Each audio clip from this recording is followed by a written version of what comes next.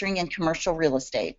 Larry has conducted sessions on how to integrate strategy and sustainability at companies such as Nike, Disney, 3M, Johnson & Johnson, Coca-Cola, Walmart, and Nestle. He has held numerous senior leadership positions with companies, including Waste Management.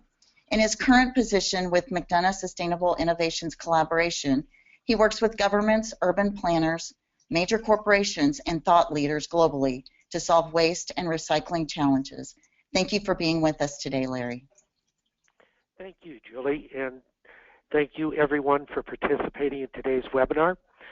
I'd like to lead us today on a fast journey from the current state of design for recycling to 3 agents working for change in that space, and what we could do together to be agents of change.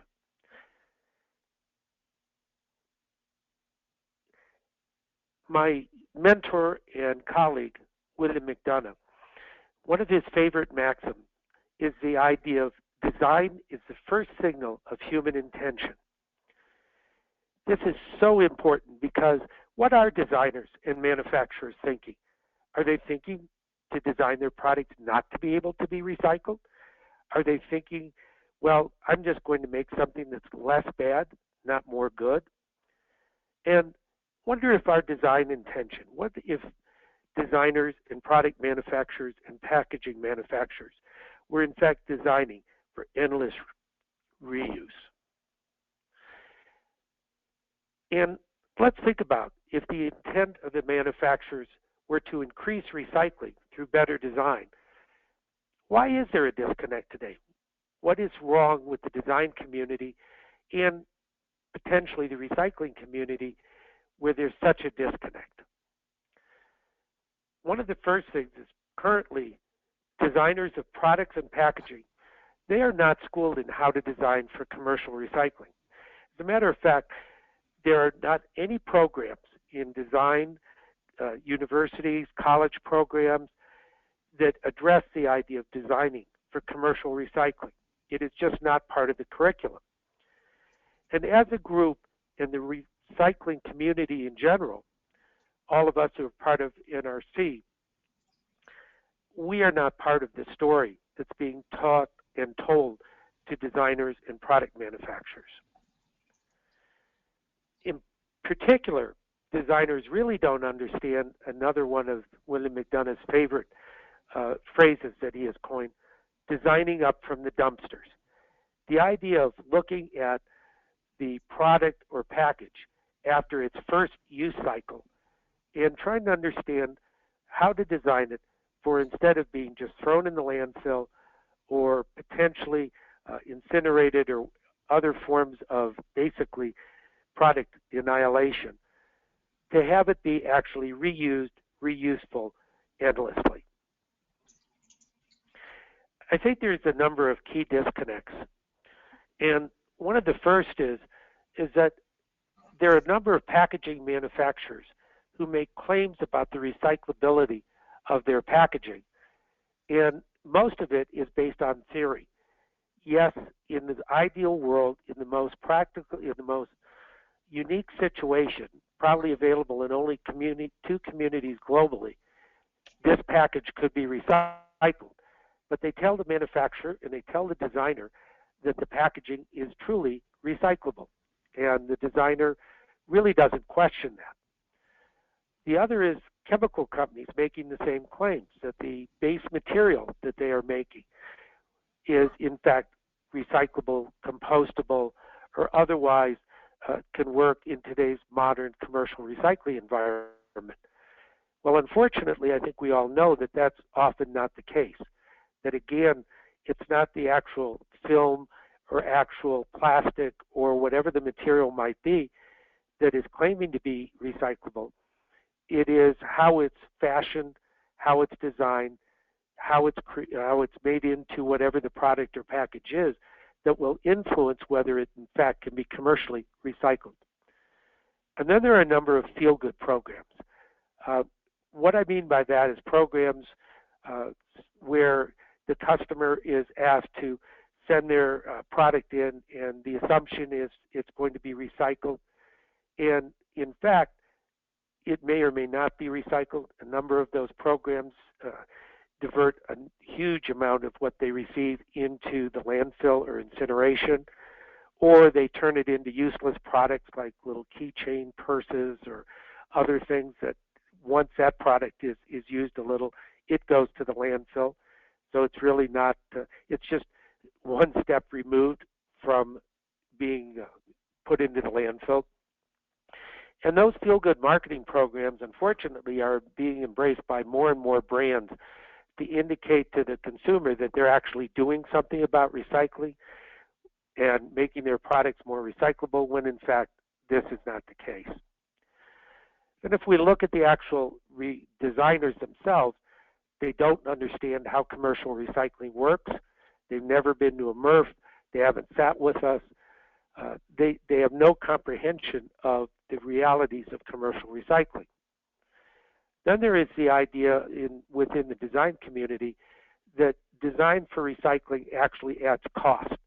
And I think most of us know that, in fact, not only can it reduce cost, but that the value of thinking in terms of designing for recycling can produce many benefits. And then, unfortunately, design for recycling is not high on many organizations' list of priorities. It's sad, but that is true. So what are the opportunities to really drive change and increase recycling? What is the possibility of moving from the current state to a more hopeful future? A future where the NRC and its over 600 or 6,000 members can truly play a meaningful role. The first is my experience with a long time with waste management, with Oakleaf and other recycling and waste stream management organizations, is that we're often not proactive, and we're also often not part of the conversation.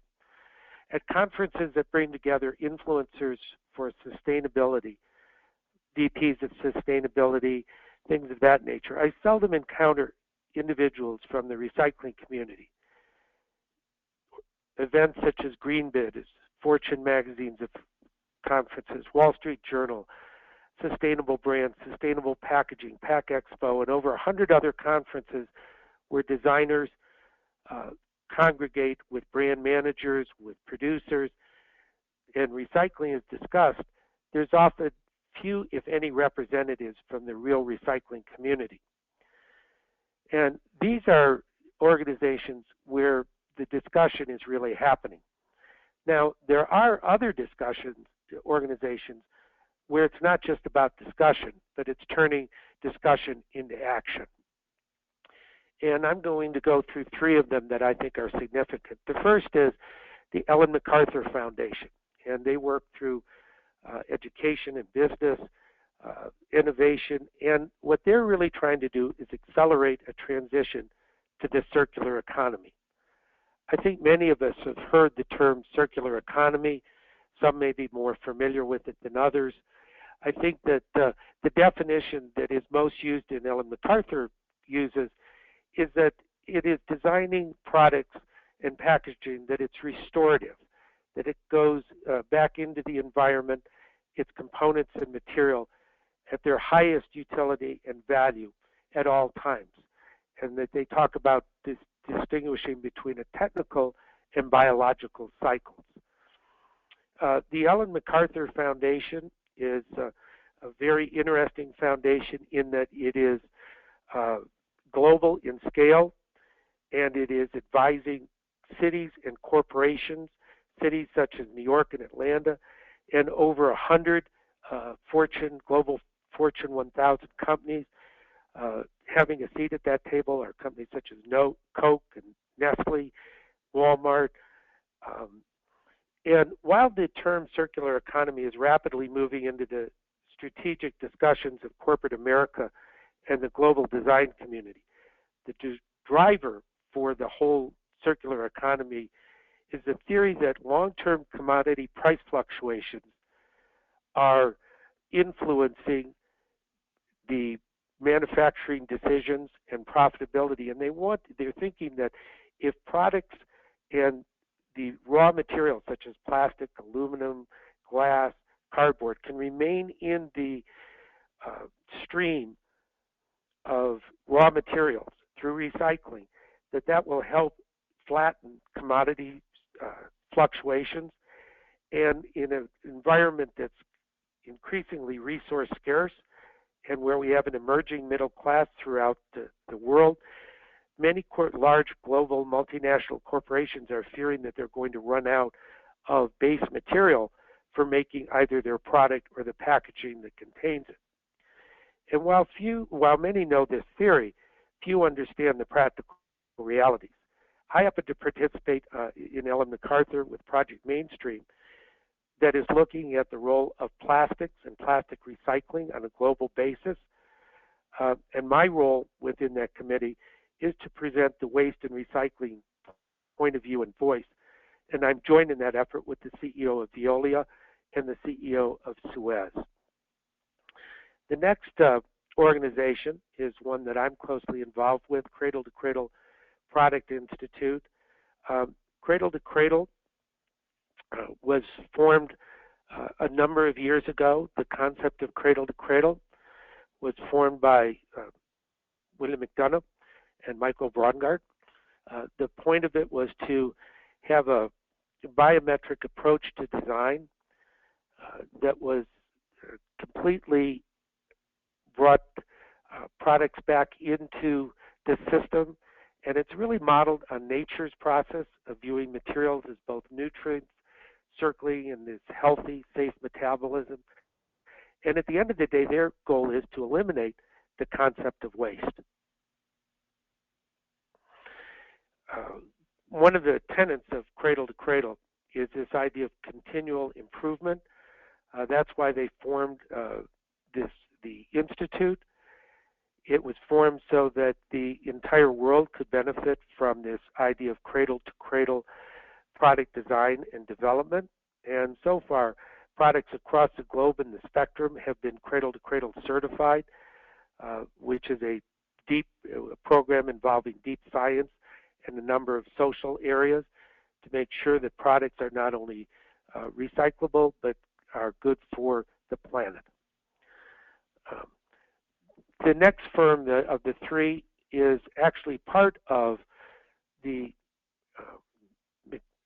William McDonough's enterprises and Michael Braungart's enterprises, and that is MBDC. And their real focus is product design and manufacturing. And they work with companies such as Coca-Cola, Method, to name a few, in redesigning their product packaging so that it can be more recyclable and that it can in fact have use and hopefully endless reuse.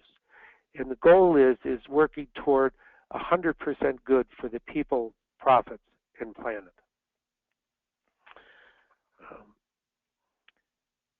The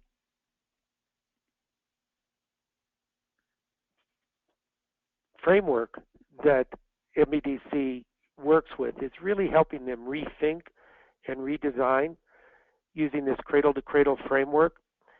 And that framework allows them to really look at product and packaging through a different lens than is usually done.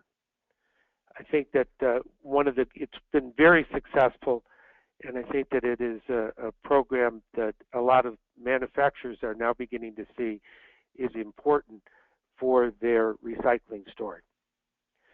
The next one I'd like to talk about is waste management. Actually has an interesting program where companies can give them their product, their either product or packaging, and have that product or packaging go through the recycling process at a MRF or multiple MRFs to see whether in a true commercial environment it's recyclable.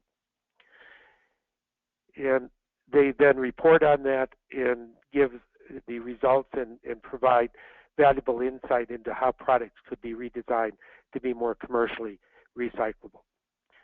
McDonough Innovation does workshops both for the supply chain and retailers to help them and their designers look at packaging and product design. And if I think about it, I was asked, what can NRC and its members do to impact the design process and influence material manufacturers? And I think there's three really important things. One is have a designer product and packaging development track at various NRC conferences. Offer to create a track or breakouts for relevant conferences, such as sustainable brands, and ask for a seat at the table. I think that our voice, the world wants to hear our voice, and we are an important element in this entire process. So with that, Julie, I'd like to turn it back to you if there are any questions. Thank you so much, Larry. That was great. I don't see any questions coming in quite yet, so we'll move on to the next speaker, but I will remind you that on your GoToWebinar control panel, there is a blue bar that's where you can ask your questions, and we'd encourage you to do that. We're going to move on to our second speaker. Please welcome Keith Weitz, Director of Sustainability and Resource Management for RTI International. He'll be presenting about the US EPA WARM model and other life cycle analyses calculators. Keith is a director in RTI's International Sustainability and Resources Management Program, who specializes in solid waste management, energy technology assessment, global climate change research, and life cycle assessment for governments, commercial, and international clients. He has been working with the US EPA to develop data and tools to analyze the cost and environmental aspects of solid waste management systems for more than 22 years. Welcome, Keith. Thank you, Julie. And my job today is to give an overview of different tools that are available for communities and individuals and companies to support sustainable materials management decision making. And I'm not getting my slides to work here.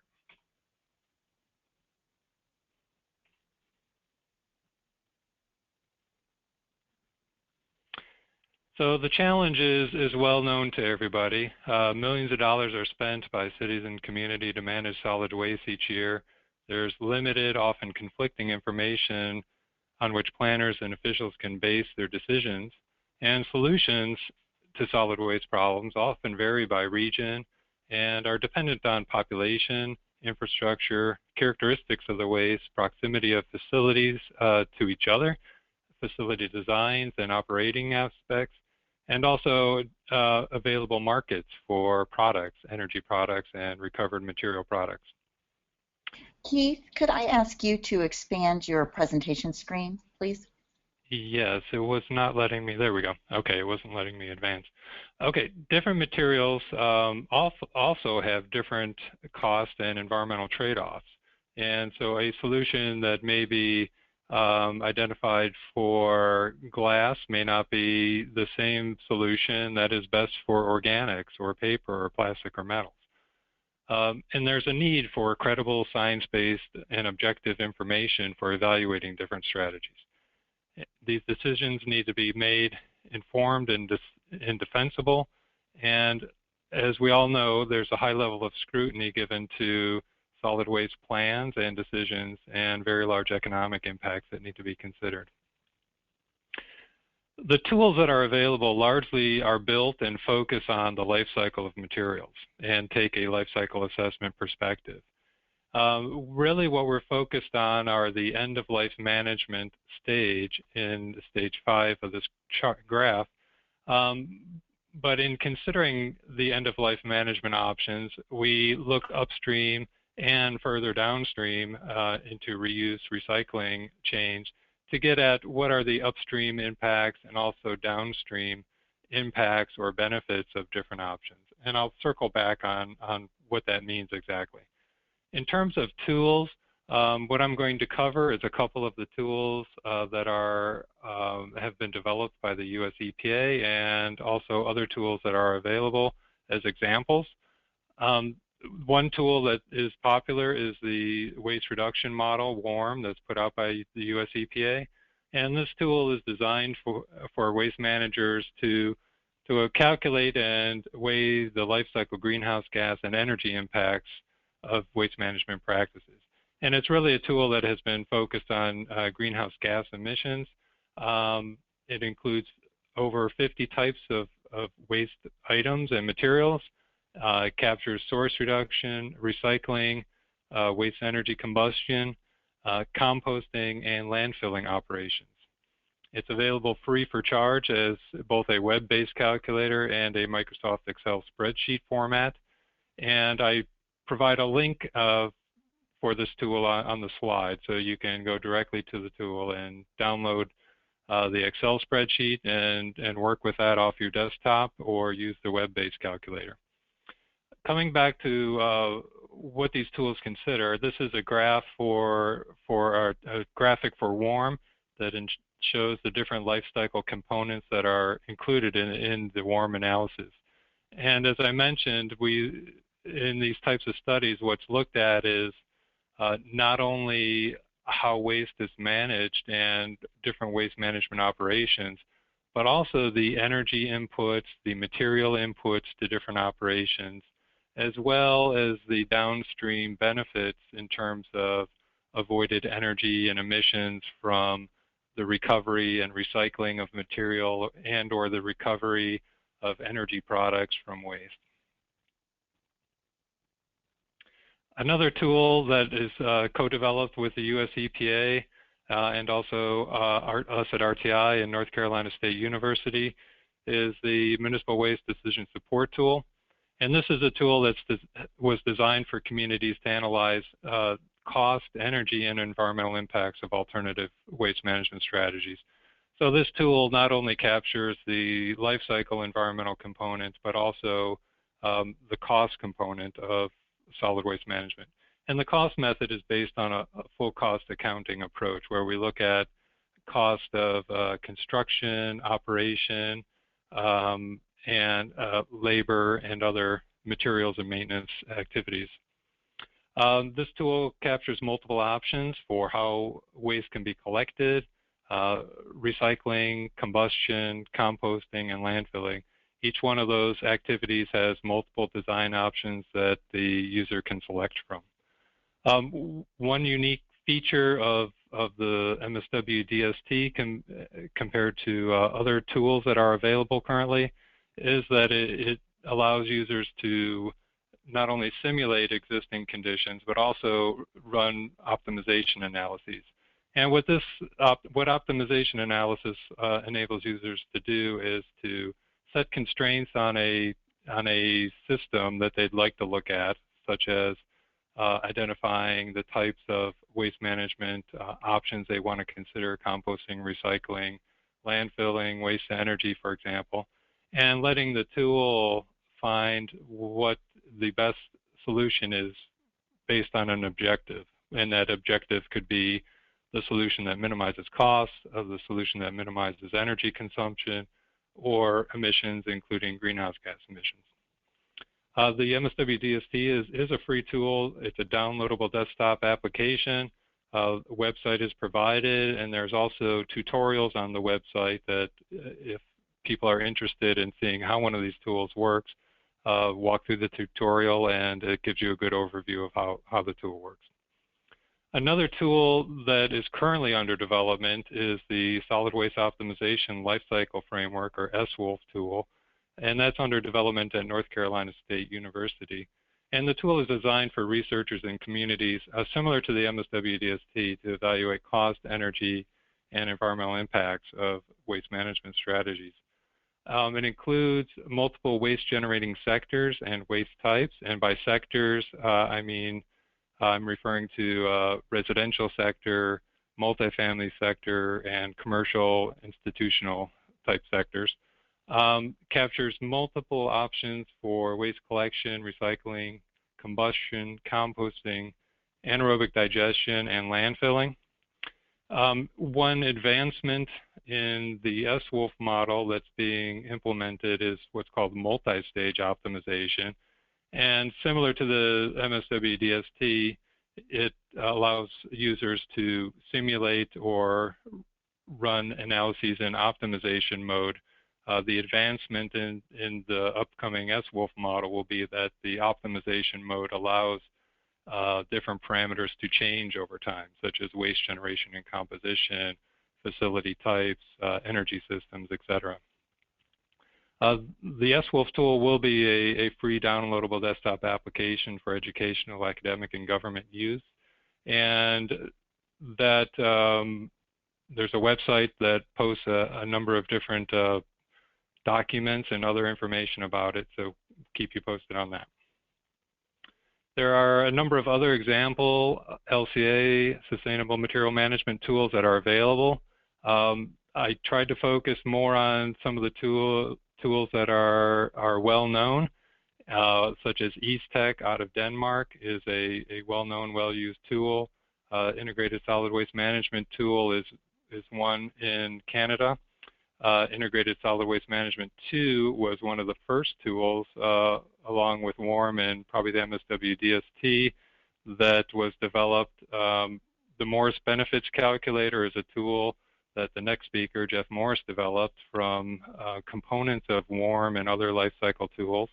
One unique feature of what the Morris Benefits Calculator does is it not only takes into account the environmental impacts and benefits, but applies dollar values to those, so those dollar values can be weighed comparably to costs that are accrued to cities and communities. Another tool is what's called WIZARD, the Waste Integrated Systems for Assessment of Recovery and Disposal, and that's a tool put out by PricewaterhouseCoopers. That tool's in France. And there's a number of other tools that are available for either individual or whole systems analysis. So these are just examples. In terms of users, common questions we get are, what do I need to input into these tools? What do I get out of them? What's the value of the tools? In terms of what's needed to input, typically what is needed is waste quantity and composition. We typically like to know how much and what's in the waste stream that's being modeled. Processes to include, is the model to include composting, recycling, combustion, landfilling, or just a subset of those. Different waste collection and transportation modes and distances. And depending on the tool, there may be other settings. So a tool like WARM, for example, is a more simple calculator that you can enter only a few different things in, particularly on the web version. Tools like the MSW-DST, SWOLF, and others are more dynamic models where we can really get into a whole host of details on different settings, from electricity grid information to recycling efficiencies, landfill gas management details, cost factors, and energy and secondary material market prices. What do outputs look like? Most of these models produce outputs in tabular form, so they'll give you a table of numbers. Some of the tools give you totals, some of the tools give you totals and totals by process. Most tools have limited data capability, data visualization capability at this time, but often users can create their own custom charts and graphics using the results from the tables. And one recent application of a SMM model that was used for the Chicago region is available from Delta Institute, and that was a report that was put out in October 2014. And that just is an example of a recent study that was done using one of these tools and taking results and customizing them for their specific needs. Some of the key drivers for the results in these tools. We've been working in different applications of tools for a number of years, probably 10, 15, 20 years going on now. Over that time, we found that there's key items and aspects of the tools that really can drive the results. And those largely include energy inputs. What is the electricity grid mix of the community? Is it largely fossil fuel based? Is it alternative energy based? That can make a big difference in the outcome of the results. Recycling, efficiencies in terms of capture rate and separation efficiency. Capture rate being the curbside capture. So how much of the community is actually participating in the curbside program? how well do they put recyclables in the recycling bin versus the trash bin. Separation efficiency is on the MRF side and characterizes of the incoming material, how much of that actually gets separated and goes to recycling. And where does that recovered material go? Does it stay local? Does it stay in the country? Does it go to a global market? And how is residual waste managed? If we're recovering 25, 30, 35% of the materials for recycling, what's happening to the other 65+% of the material? Is it going to a landfill or somewhere else? Similar with energy recovery, landfill gas management, there's a number of different questions that can really drive the results. Efficiencies, how the facility is designed and operated, materials that are being recovered, fuels, energy that are being displaced. Some key sources of uncertainties. This is in no way quantitative. It's based on our understanding and knowledge of data that's available to model and characterize different components.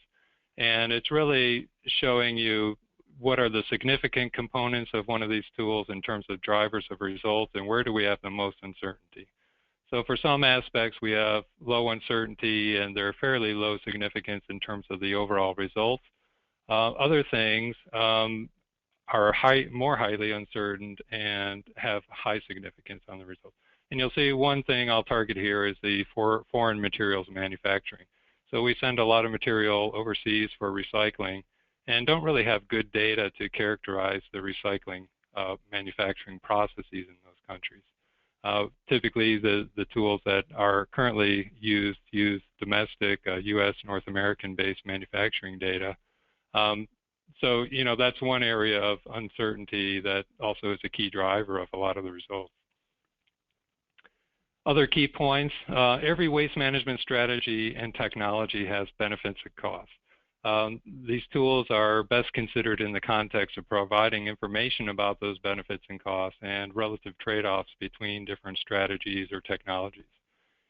The tools that are currently available generally agree directionally in results, but can differ in the data sources and methods used.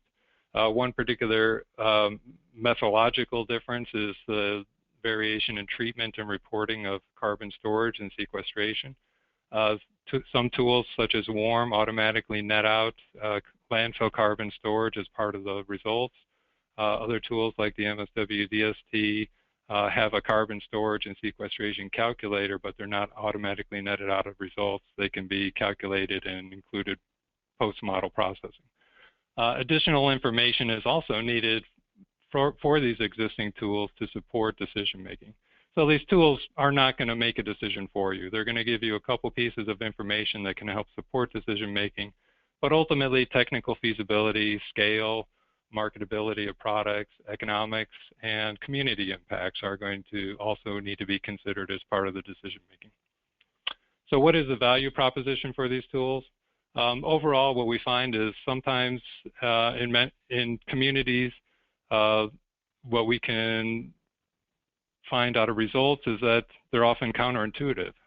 People will go in thinking that, well, these are my main sources of impacts, and we might find that, well, actually, no, that's sort of secondary. Where you have key impacts is over here. So one is to identify counterintuitive findings. They provide options, a framework, and tools for credible objective analyses for characterizing the environmental impacts by material type, so we can figure out what is the highest and best use by material. Understanding the impacts and benefits that are local versus national or global. For example, greater source separation of material recyclables and organics may increase collection activity and thus local air pollutants. In many cases, recycling markets are global, and thus those benefits can occur outside of the immediate locale or region. And these tools also provide a standard framework to benchmark current practice and measure and communicate improvements over time. Perhaps most importantly, these tools can help educate solid waste managers, communities, and the general public about the trade-offs of different aspects. They can help meet waste management and environmental goals and targets, including zero waste goals and targets and carbon emission reduction targets, and evaluate new emerging waste management technologies such as different conversion technologies, gasification, pyrolysis technologies, for example. And that's the end of my slide.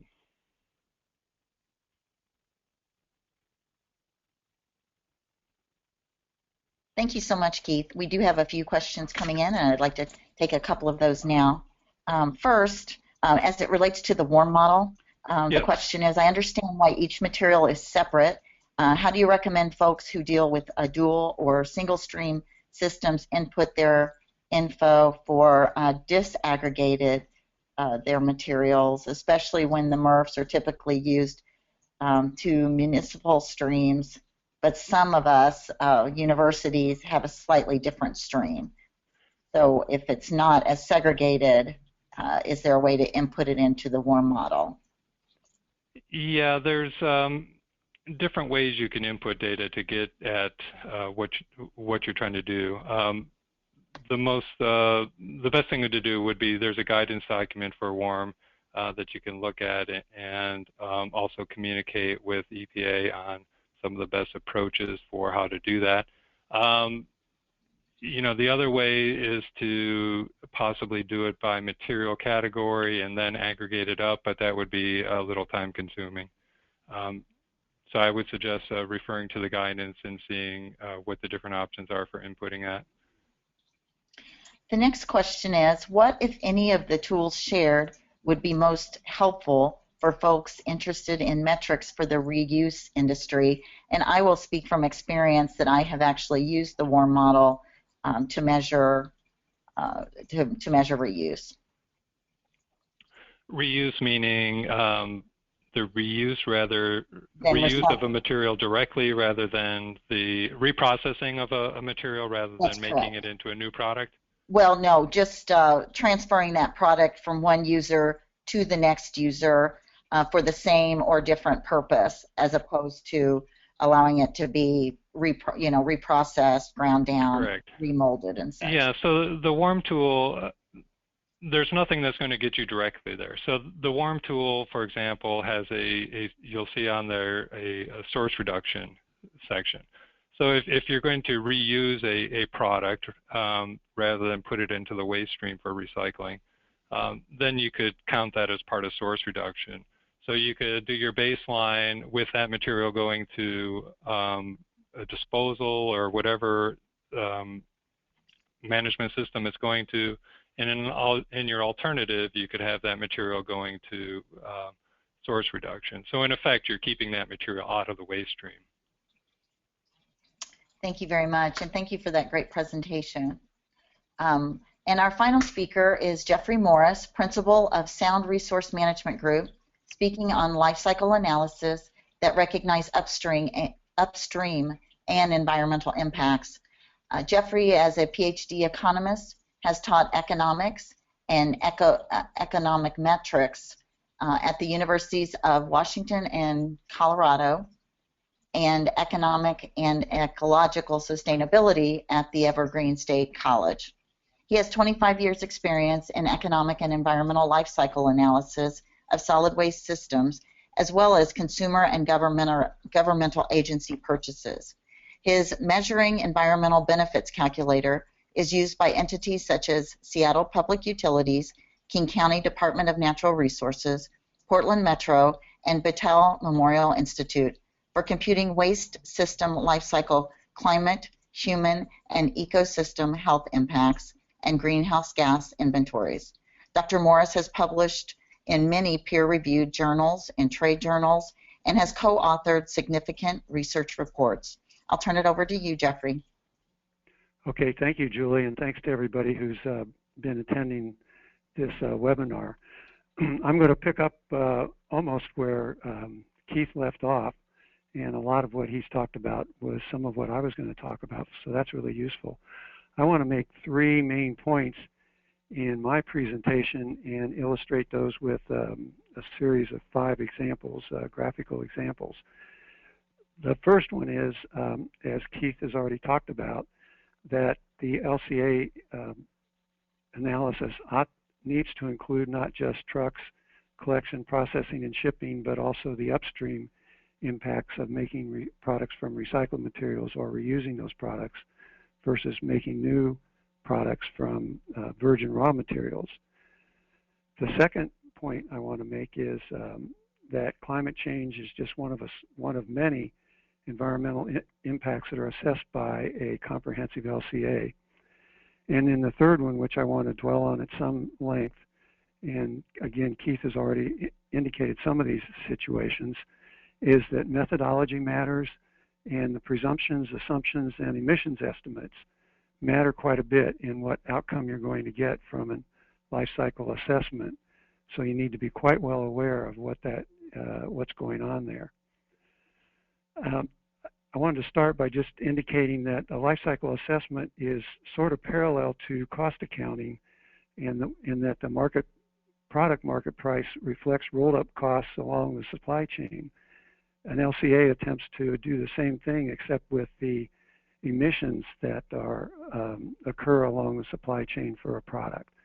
The only thing that's more difficult with an LCA is that we don't have the IRS and the Census Bureau providing as much information, so there's a lot of uncertainty about some of the emissions profiles and some of the emissions and pollutants that we're rolling up to give a life cycle assessment of a product. This is just another characterization or chart to show the schematic of a product's life cycle and indicating how product reuse and material recycling avoid part of that upstream raw materials acquisition, raw materials refining, materials manufacturing impacts that are in a product when you make it from virgin raw materials. Again, this is a slide that you can read at your leisure. It indicates basically that what I've just said. And now I want to start with a couple of the graphical examples. The first one is to show that the upstream is typically more important than trucks and MRFs. And I always have a word like typical, which is a weasel word, but to indicate that there's nothing that's always true 100% of the time, except that statement. This shows the burn versus recycle comparative impacts, what you might call the disposal life cycle versus the recycling life cycle. And as you can see, the collection, which is this black bar down at the bottom of the recycling detail, the MRF brown bar, and then the shipping, those are small parts of the recycling climate impacts. I'm just showing one of the LCA impacts. Those are just, and this would be true for the other impacts as well, those are just small parts, and the making of the new product from the recycled material is a much bigger impact. And then when you look over at the disposal life cycle, in this case the burning in a waste energy facility, again the garbage collection is a small part of the impact. The emissions of carbon from the combustion is a bigger part, and the biggest part of the impact is the making of a new product, since you've destroyed the old product, from virgin raw materials. And so you can see that this shows one of the typical results, that the net weight, and there's the electricity offset from the waste energy, and the net impact you can see is much larger than the recycling impact. And sometimes one shows talks about the recycling impact by taking this recycling detail bar and subtracting off the virgin upstream product manufacturing bar, and you get a negative for recycling. And so you often say that recycling saves pollution, prevents pollution, or saves energy, or prevents the use of energy. And that's what that's about. This next slide shows the same thing, except instead of for paper and cardboard, this is for a film plastic. And here the carbon impact of the combustion is a little bigger, about 50% bigger, because there's 50% more carbon in plastic than there is in paper and cardboard. Otherwise, you get the same kind of result. The recycling is lower, even when you consider the trucks and the processing and the shipping.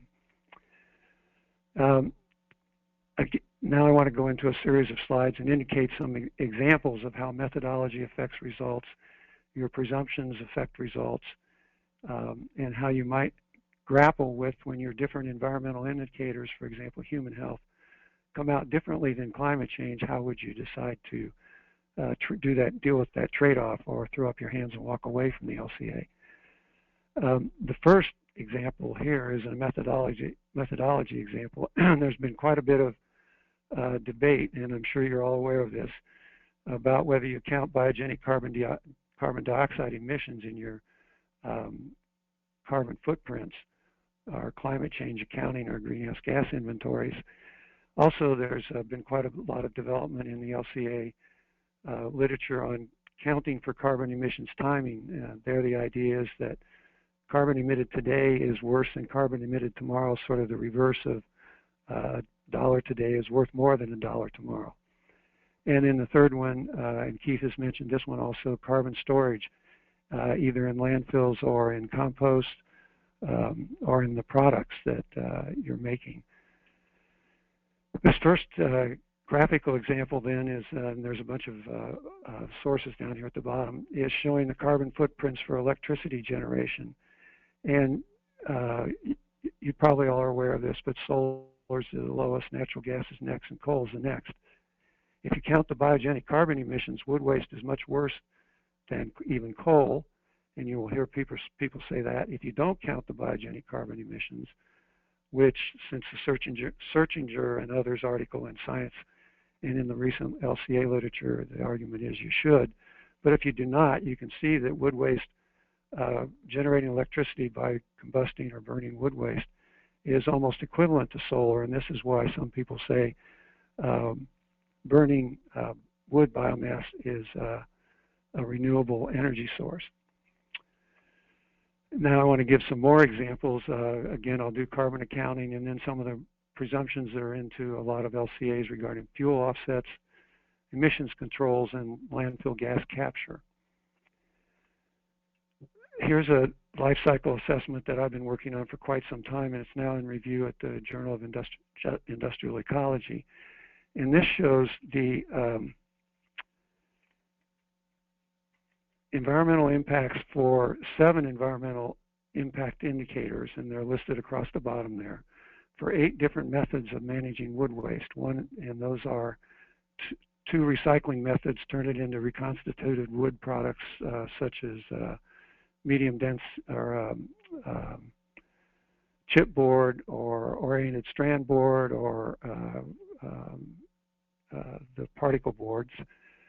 Another is to pulp it into paper, clean wood waste this is.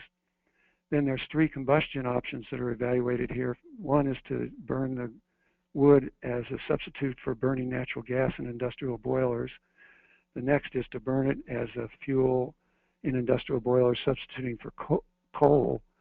And the third is to burn it in a waste energy facility, your typical gasifier or incinerator for municipal solid waste, and turn it into electricity. And then 3 landfill options, going from a landfill that just lets everything go up into the air, no landfill gas capture, to a landfill that captures, and here the assumption is 75% over the 100 years after burial, and uses that to generate electricity, or it just flares it. So there's 8 different options, and the first thing I want to show with these slides is what happens to the climate change rankings. Now this is the rankings here are created by taking the average impact for these 8 different management methods, and then that's like a sample of 8, computing the mean and then computing the standard deviation of the sample, and then for each of the individual methods, computing how many standard deviations the individual method is away from the mean of the 8 methods. And so the ranking goes from bars going down, and the one the farthest down gives you the best, and the one going the farthest up gives you the worst. That's standard deviations above the mean. The one going down the farthest is standard deviations below the mean. So those impacts for each of these 7 indicators are the least for the bar that goes down the most. And now I just want to flip through and show you what the current best carbon accounting methodology looks like to what it looks like if you don't take into account biogenic CO2 or the discounting for greenhouse gas timing, to what it looks like if you don't do either of those things, account either of those for either of those emissions, and you don't account for the carbon storage in landfills in this case. So you can see that for especially the burn versus bury options, it entirely reverses the rankings there. So that's an important thing to know when you begin to look at an LCA for your biogenic materials. And this result would be different if it were food waste rather than wood waste, but wood waste has about 80% of its carbon stored in a landfill because the lignin inhibits methanogenesis. So you've got to pay attention to what the material is and whether you're doing state-of-the-art carbon accounting or some other kind of carbon accounting. And as Keith mentioned, WARM does this second one. They don't account for discounting, and they don't for the timing, and they don't account for biogenic CO2. The third one is somewhat like what the local governments for sustainability protocol does, ICLEI. Then the next one I want to show is that same set of results for an LCA, and this one is sensitivity to the emissions controls. And let me just show those results. Here you can see the acidification, eutrophication, and respiratory diseases rankings jump up and down as you change your emissions controls. And this is EPA, US EPA AP42 emissions data, and there's a sort of the worst case emissions and then the best case emissions. And this slide, there is a slide that shows those, what those differences are. But you can see it does make a difference. Although if you look over on the right on the weighted overall environmental score, it doesn't really change the rankings given the monetization estimates for the costs of each of those emissions. And the last one is a sensitivity to the landfill gas capture rate. And that is, again, and I've listed all the sources at the end, and it's also under some of these graphs. This one shows whether burning is better than burying, or vice versa, and as a function of the landfill gas capture rate. So you can see as the landfill gas capture rate goes up, this slanted line goes down. And it's what the slanted line is measuring is the landfill emissions minus the burning emissions. So when it's negative, the burning emissions are higher. So you can see for a typical MSW stream, let's just say something like Metro Vancouver or Seattle might have, that when you get above 50–55% capture rate, again weighted average over 100 years, then burying becomes better than burning. And again, it's because of the emissions from burning of carbon materials. This is a climate assessment. So there's the sources, and thank you very much. And these sources you can use to follow up to any of those graphics that you're interested in knowing more about. And that's the end, Julie. Thank you very much, Jeffrey. So according to the clock, we only have about 3 minutes for Q&A. I hope maybe you all will stay with us a few additional minutes so that we can cover a few additional questions. The first question is for Larry. Larry, you mentioned that over 100 organizations, there are over 100 organizations that recyclers are not currently involved with. And I'm curious where we could find that list or figure out, where the most where our energies should be put toward to reach those designers and others. Yes, I think that's a great question, and I'd like to put together maybe the top 10 that members of the organization of NRC could attend, but more importantly, it has to be panelists, has to be speakers, maybe create a track for, really get embedded in the conversation.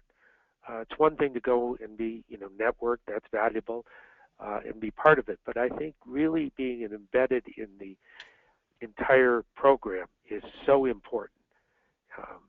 so I'll work with Julie and the other folks at the NRC, and we'll put together a top 10 list of ones that would be good to target at this point in time that would be receptive to the message. Excellent. Thank you, Larry. The next question, I think, is for Keith. How is life cycle analysis defined if a tool does not include all components of a life cycle? Can it be termed LCA or just an SMM tool? Yeah, it includes basically the starting point of the LCA when we're looking at it for a waste system analysis is the generation of waste.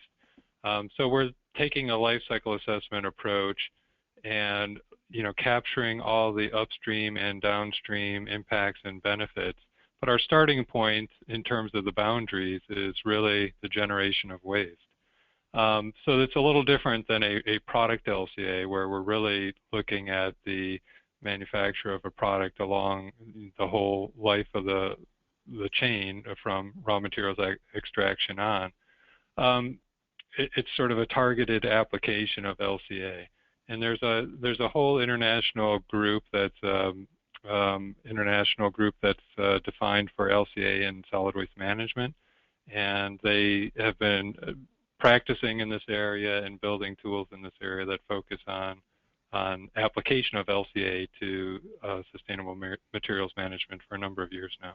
So it's an application of LCA, and it's distinctly different from a product LCA. Okay, thank you. The next question is for Jeff. On methodology matters, please explain how important it is to define the boundary of LCA analysis to include upstream impacts.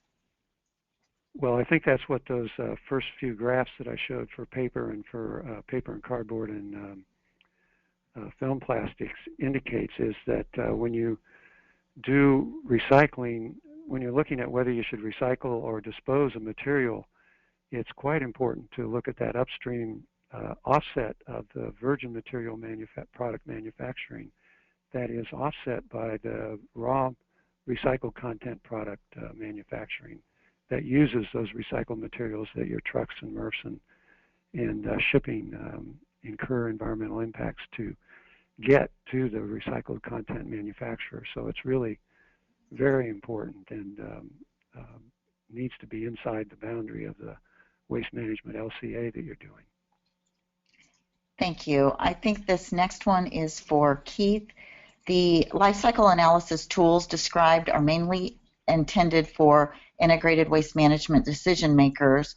Are there other tools intended for and used by product package designers? And it goes on to say also generally how current and reliable is the data used in the LCA tools? Is there a need for new publicly available data sources?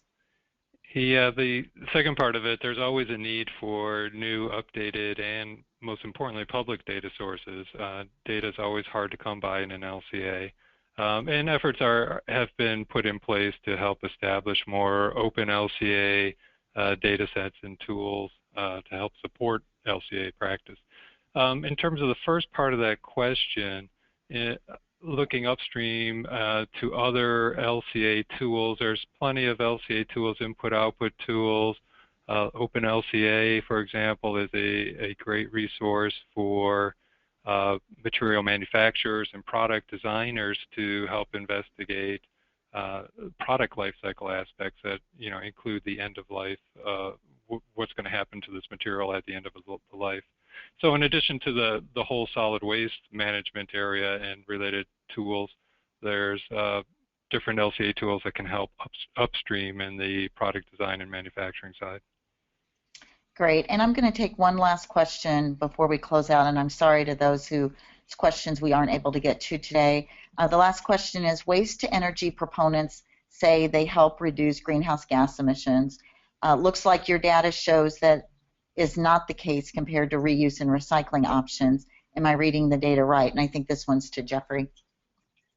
Yes, that's correct, and you stepped into the quagmire of in part the biogenic carbon emissions issue, but also when you burn, especially mixed MSW or the plastics component separate, you're actually emitting fossil CO2. So even if you think that biogenic CO2 doesn't matter, which I think is a severe mistake, and that's what the LCA literature is showing now, even if you want to make that mistake, you still need to talk about the fossil CO2 emissions from combustion, and those are significant in any MSW waste stream.